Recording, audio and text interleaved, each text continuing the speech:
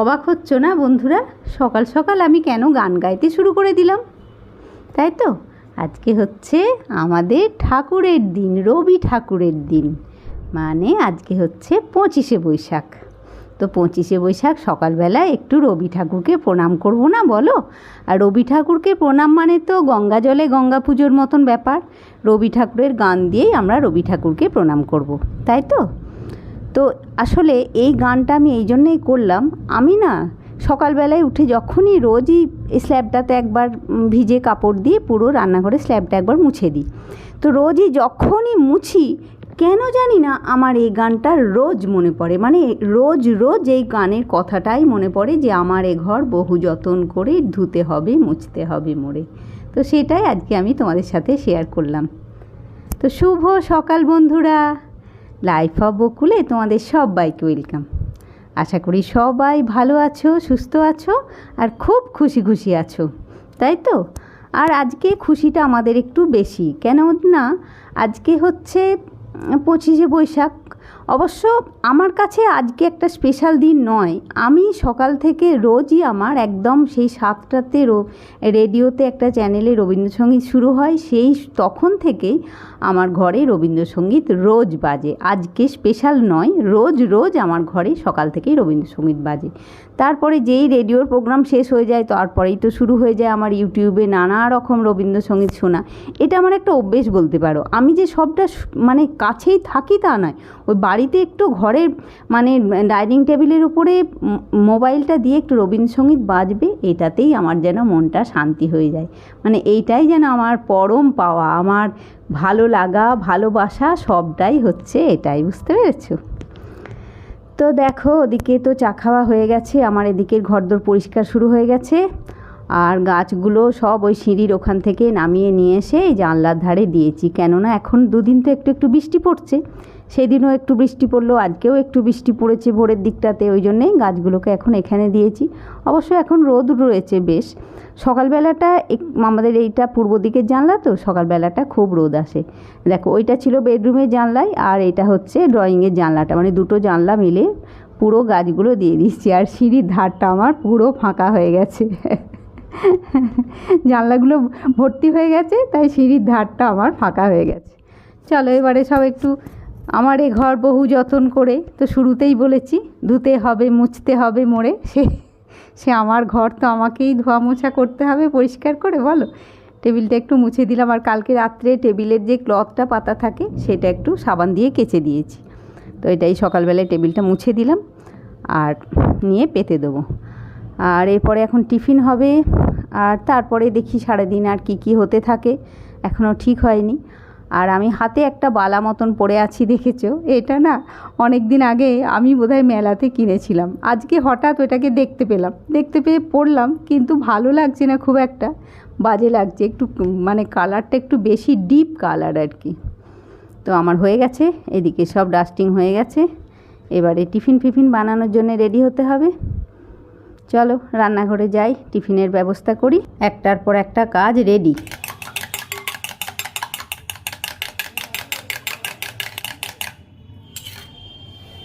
এদিকে আজকে রান্না হবে, দেখো সোয়াবিন আলু দিয়ে তরকারি করব। সোয়াবিন আর আলু, এই টমেটো পেঁয়াজ সব রেডি করে রেখেছি, এদিকে মাছটাও জলে ভিজিয়ে রেখেছি।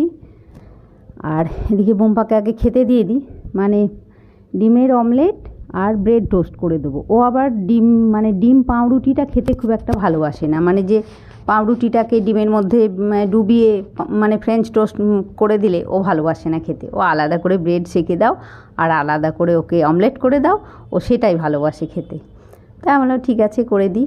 তারপরে দেখি ওই তো সোয়াবিনের তরকারি হবে, মাছ হবে, আর কি হবে জানি না। তবে আজকে একটু বোম্পা বেরোবে বলেছে, এখন কখন বেরোবে কিছু বলেনি, তাড়াতাড়ি খাওয়া দাওয়া করে বেরোবে নাকি জলখাবার খেয়ে বেরোবে সেটা অবশ্য জানি না। বললো আজকে আমি একটু তাড়াতাড়ি বেরোবো, এখন দেখি কখন কি বলে। তো শশার কাছে তো একটু বিট নুন দিতেই হবে, বিট নুনটাই বেশি, কাঁচা খেলে বিট নুন বা রক সল্টটাই ইউজ করা হয়, মানে ডাইরেক্ট সাদা নুনটা অতটা খাওয়া হয় না আর কি।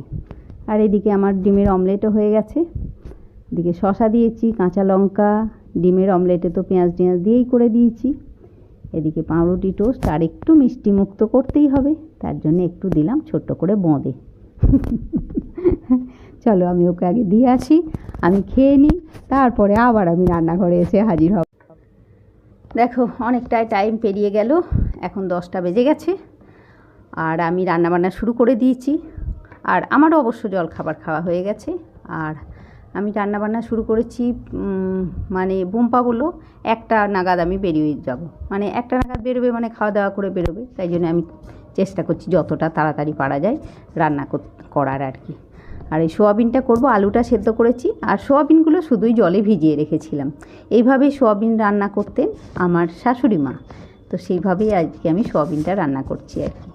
আর যাতে টমেটোটা তাড়াতাড়ি সেদ্ধ হয়ে যায় সেই জন্যে একটা ঢাকা দিয়ে দিলাম। আর এইখানটাতে একটা মজা হয়ে গেছে জানো তো, এই যে আমি যখন কড়াতে মশলাগুলো দিলাম তখন কিন্তু ভিডিও করবই ভেবেছিলাম, কিন্তু কি করে জানি না ক্যামেরাটা অন হয়নি আর কি। পরে আমি দেখছি এই যে আমি কী মশলা দিলাম সেটা তো দেখানো হলো না। তো যাই হোক, এমনি নর্মাল ঘরে থাকা মশলাই দিয়েছি, ধনে জিরে, হলুদ, নুন, মিষ্টি, মানে চিনি এসব দিয়েছি, আর ওই ওপর থেকে একটু দই দিলাম। এইভাবেই, মানে স্পেশাল কিছু নয়, তাও আমাকে এইভাবে মানে আমার মা রান্না করতেন আর কি, শাশুড়ি মা, ভালো লাগতো বেশ, খেতে খুব ভালো লাগতো। তো আজকে সবজিপাতি কিছু নেই, বাজার টাজার যায়নি কদিনই, আজকে সবজিপাতি সব ফুরিয়ে গেছে, ওই জন্যে ভাবলাম আজকে আমি সোয়াবিন আলুর তরকারি রান্না করে দিই। দেখো জল দিয়ে দিলাম, ওই আর কি একটু মাখা মাখা ঝোল ঝোল মতন হবে, সেটা দিয়েই মানে ভালো লাগে গো, এটা দিয়ে ভাত রুটি সবটাই খেতে ভালো লাগে। তো আজকে এটা হলো, বাস হয়ে গেল। চলো ওইদিকে দেখাই, আর একটা জিনিস অনলাইনে আমার এলো, এই দেখো, এটা ফ্লিপকার্ট থেকে বাবান বুক করে দিয়ে গেছিলো, আর এটা এলো। এটা হচ্ছে এটা ডিটারজেন্ট, হ্যাঁ, মানে কোনো স্পেশাল কোনো কোম্পানির ডিটারজেন্ট নয় আর কি, এটা একটা মানে নতুন কোনো কোম্পানির ডিটারজেন্ট। তো বাবান এটা দামটা অনেকটাই কমই নিয়েছে, মানে 5 লিটারের দাম 300 টাকা নিয়েছে, অনেক কম দাম আর কি। তো বাবান বুক করলো, করে আমি তখন বলছি, আমি হ্যাঁ রে বাবান ভালো হবে, এটা তো বুক করে দিচ্ছিস। নিয়ে বললো যে না, রিভিউ রয়েছে, সবাই বলছে মানে ভালো, খারাপ নয় তাই বলছে। তো দেখো না মা, দামটা তো অনেক কম, যদি তোমার সাবান কাচা ভালো না হয় তাহলে তো লিকুইড সাবান তো তোমার বাথরুম পরিষ্কার করতে, এদিক ওদিক কত কিছু পরিষ্কার করতে কাজে লাগে, তখন সেটাতে ইউজ করে দেবে, তাই বললো। আমরা ঠিক আছে, দেখি এখন এরপরে ইউজ করে তোমাদেরকে বলবো এটা কেমন হয়েছে। দেখো 5 লিটারের একটা মানে ক্যান আর কি, দেখো এই হাইড এক্সেল, কী জানি কেমন হবে জানি না, ইউজ করি দেখি কেমন হয়, তারপরে তখন তোমাদেরকে বলবো যে জিনিসটা কেমন, মানে সত্যিকারের ভালো না ভালো নয় সেটা আমি বলবো। এটা যাই হোক, ঠিক আছে, চলো, অনেকটা কাজ দেবে, আমি মাছটা রান্না করি, এদিক ওদিক সব হচ্ছে। আর তার সঙ্গে তোমাদের সাথে মাছ রান্না করতে করতে আমি একটা আজকে মানে রবীন্দ্র জয়ন্তী, তো ছোটোবেলার অনেক কথা মনে পড়ছে, স্কুলের কথা, এর কথা, তো তার সাথে তোমাদের সাথে একটা কথা আমি শেয়ার করি। সেটা হচ্ছে আমরা যখন ছোট ছিলাম, মানে গ্রামের বাড়িতে, তো আমাদের বাড়িতেও খুব মানে গান শোনা, গান গাওয়ার খুব চল ছিল আর কি, মানে আর তখন তো আর মোবাইল বা ইউটিউব এসব কিছু ছিল না, তখন জাস্ট রেডিওতেই খুব গান শোনা হতো, মানে দিদিরা খুব গান শুনতো রেডিওতে, দিদিরা দাদারা খুব রেডিওতে গান শুনতো।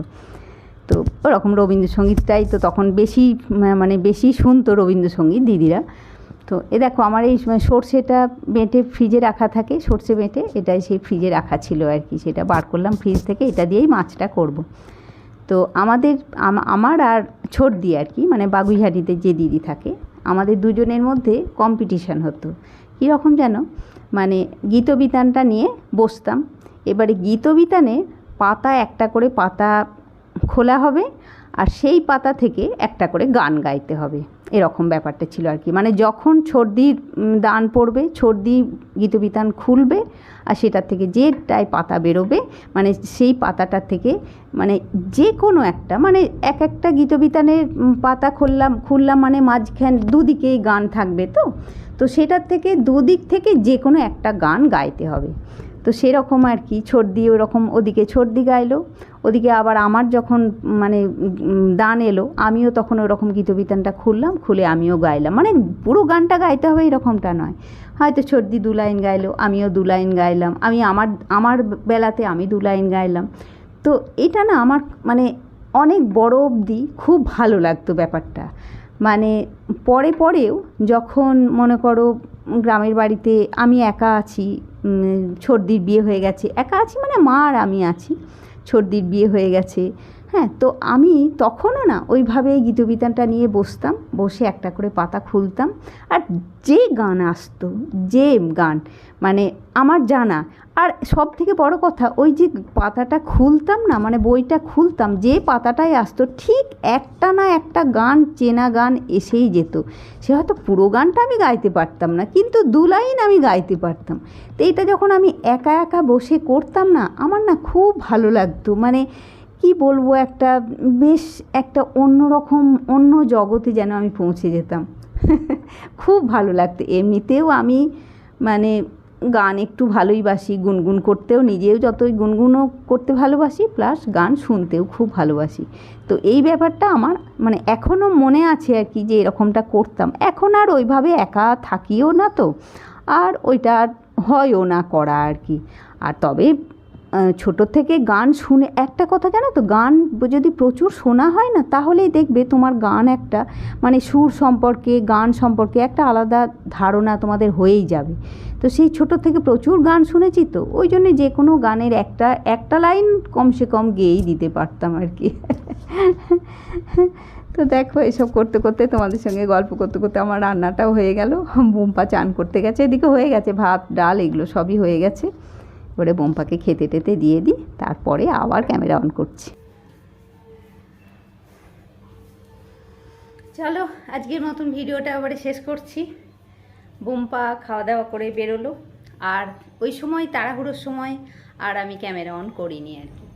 তো আমার এখনও খাওয়া হয়নি, ওদিকে সব ভাত টাত রাখা রয়েছে, আমি এবারে খাবো। আর এইভাবেই আজকে আমার রবীন্দ্র জয়ন্তীর দিনটা পেরোলো, কিছু গল্প কিছু গান তোমাদের সাথে শেয়ার করে আজকের দিনটা আমার পেরোলো। ঠিক আছে বন্ধুরা, সবাই খুব ভালো থাকো বন্ধুরা, খুব খুশি খুশি থাকো, নিজের ফ্যামিলির লোকজন নিয়ে খুব আনন্দের দিন কাটাও। আর অবশ্যই আমার সাথেও থেকো। লাইক কমেন্ট শেয়ার আর সাবস্ক্রাইব করতে কেউ ভুলো না। নেক্সট ব্লগে তোমাদের সাথে আবার দেখা হচ্ছে বন্ধুরা। আর আমার ব্লগ যদি তোমাদের ভালো লাগে অবশ্যই একটা লাইক করবে, কমেন্ট করে বলবে, তাই তো? তো ঠিক আছে বন্ধুরা, নেক্সট ব্লগে তোমাদের সাথে আবার দেখা হবে। ততক্ষণের জন্যে টাটা।